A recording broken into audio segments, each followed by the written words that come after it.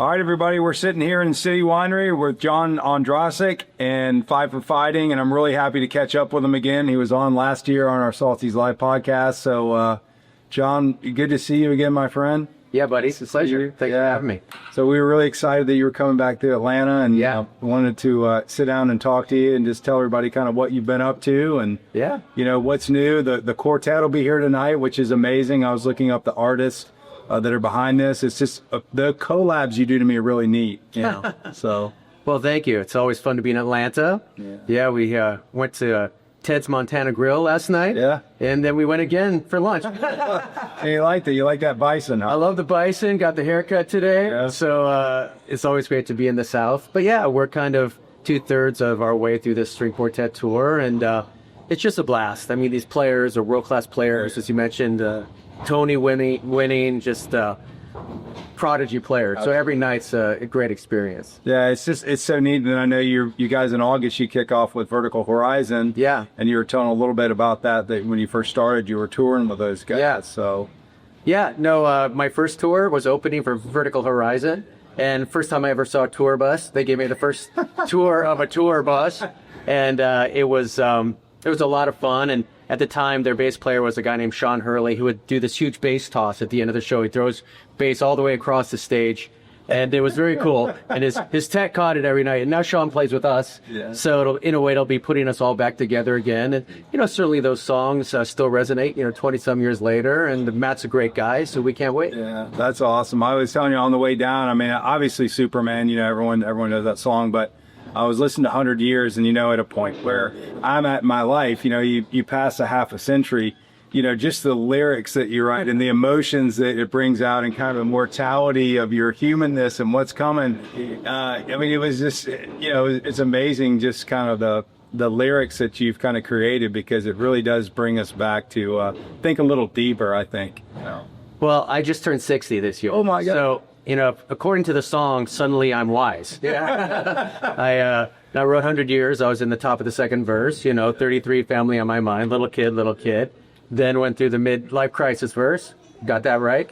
And here I am in the bridge, So I think that's the nice thing about that song. We're all in there somewhere. Yeah. And I think, for me, I'm certainly, so blessed that, 20-some years later, 100 Years, Superman, those songs are still kind of in the culture, and absolutely. As a songwriter, I don't think there's anything more you could ask for. No, I mean, well, I was reading there's like 350 films or media TV like that the songs have been in, billions of streams. So you did something right, or somebody liked you or the song or the lyrics. So I was wanting to ask you, just because you've done a lot in the humanitarian area, and you've been at like key events that have just been tragic events, after 9/11 and then Tel Aviv and Hostage Square, and just I wanted to get like, what is your feeling, not necessarily as a musician, when it's kind of overwhelming. Like what goes through your head, like when you're there, when you're getting ready to prepare to sing to a family, right, whose son may be being held captive? It's heavy, you can imagine. Certainly when we went to Tel Aviv, I wasn't actually planning on singing at Hostage Square, but they asked last minute, and as you said, there's families in front of you holding pictures of their loved ones who are in tunnels and chains, and what do you say to those people? There's really nothing you can say except hug them. And that's the nice thing about music. It not only provides, I think, a solace to people suffering, but it also breaks through walls.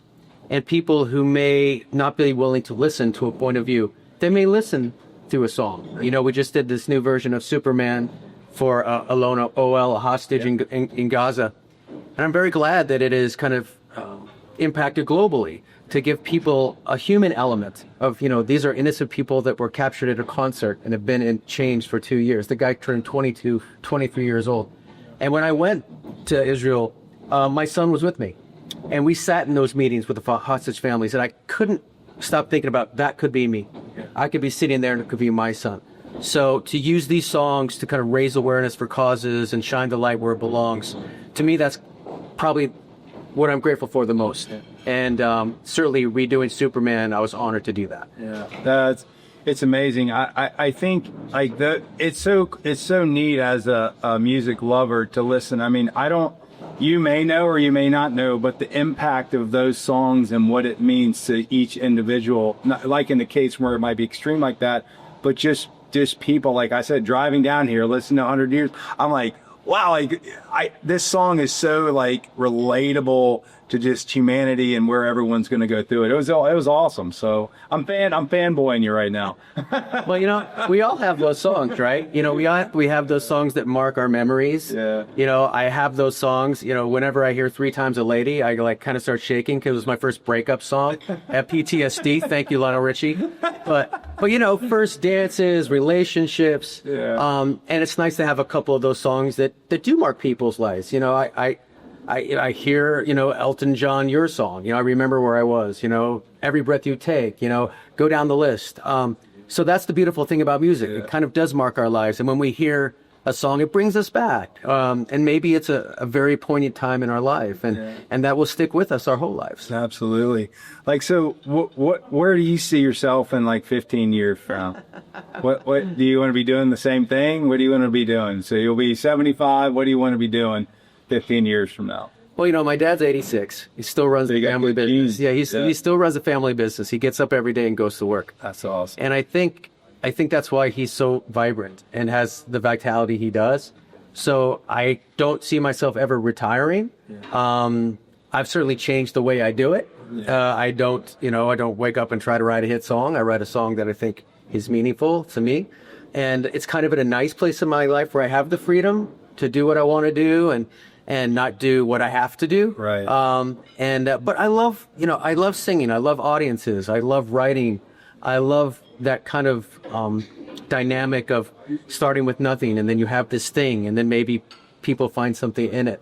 It's so exciting. Yeah. And I think for me, you know, it keeps my blood going and you know, I go a little slower, you know, and I take time to smell the roses a little bit. That's kind of what 100 Years is all about. Absolutely. But yeah, and I still feel that, you know, the new songs, they're not necessarily on the radio, but they're having impacts in ways that many of my hit songs did not. Yeah. So it's given me, I think, a certain energy to keep, you know, doing, you know, whatever I'm doing. Well, what's your favorite new song? What that you guys just came out? I know you wrote "Okay" and "One Man Saved the World," but what's your favorite right now that means the most to you? That would be a newer song that the audience may have not listened to yet, or they should listen to. Put it that way. Yeah, well, actually, just a few months ago, I wrote a song for the hostages. It's called "Song for the Hostages," and again, I think their plight has kind of been lost in the madness. And it's a song that will never be on the radio, but it means a lot to people who need it. Yeah. So that song certainly means a lot to me. Can One Man Save the World? You know, of course, going to Ukraine, performing with that orchestra. You know, we'll play it tonight. Certainly, that song means a lot to me because I still have a lot of contacts over there, and you know, hopefully, we're seeing possibilities that this war may be coming to an end, you know, those songs are meaningful to me because I have relationships with people who are still under those circumstances. You know, I have relationships with hostage families, Ukrainian soldiers, Afghan veterans. You know, so for me, the relationships with those people are really what keeps me invested in the songs. Right. Yeah, it makes sense. I mean, it's grounded. I mean, and also it's unfortunate sometimes that some of the songs that you write from a lyrical perspective or a meaning perspective really could probably impact the world more so, but like they don't get out. They only get to that few that, you know, really kind of resonate with it. But I think they'll all come out. I think they'll all get there. Yeah, you know, the nice thing about this day and age is, you know, people can find your music. And, you know, as I said, you know, these songs have tens of millions of impressions. You don't have to rely on the radio anymore. You don't have to rely on a record company. Absolutely. So I think for artists today, one of the silver linings is there are so many ways for people to find what you're doing. And I think that's very healthy for young songwriters. Yeah.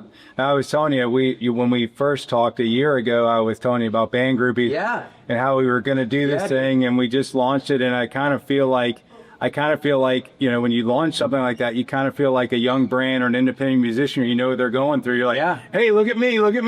This is good. So we kind of stepped in the shoes of a musician and feel what it's like. You think you got something really good, just, you know, listen to it. It's such a crowded landscape and everything. And these days there's, you know, everybody's struggling to capture content. Everybody has a podcast. Yeah.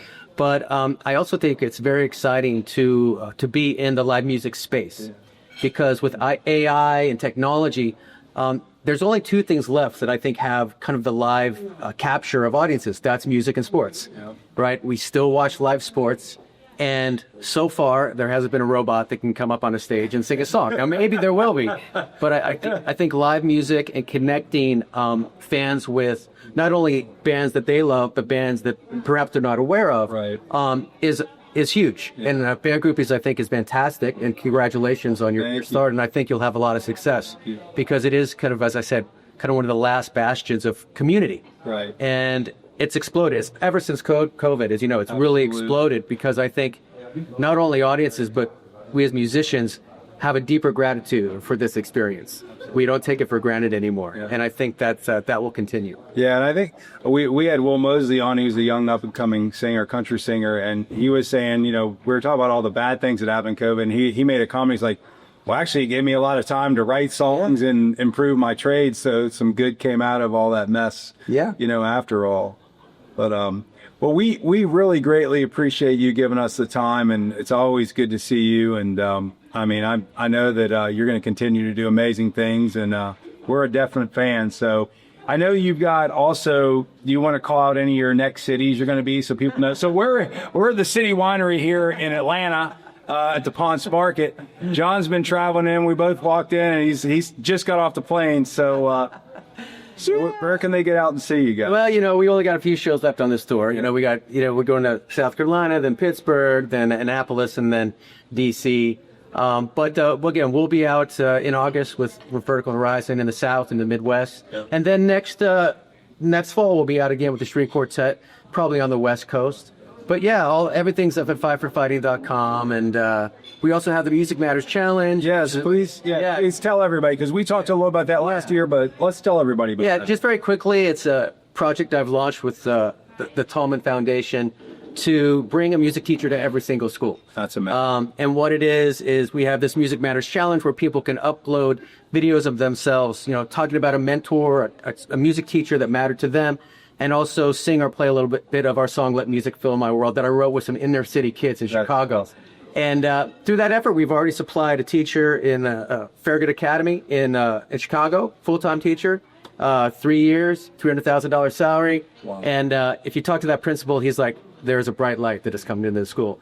So we'll continue to do that. And if you win the Music Matters Challenge, you win $10,000, and you get to sit with me and Kaylee and pick another school for a teacher. But the larger kind of broader concept is keeping the focus on the need for music in every school in America. It changes lives. It improves academic performance. And I think all of us here who are in the music space, we always have somebody who inspired us, whether it was a teacher, a parent, and that kind of, you know, click that music gene on in our brains. And that's what we're trying to do for all these kids. That's awesome. Well, I appreciate you taking time. I know you're busy. One of the greatest artists you've ever witnessed if you're still alive. So, John, thank you so much. My pleasure. I appreciate you. It's a cut, baby. I'll get him ready. You're awesome. Thank you so much. I really appreciate it. Yeah, anytime.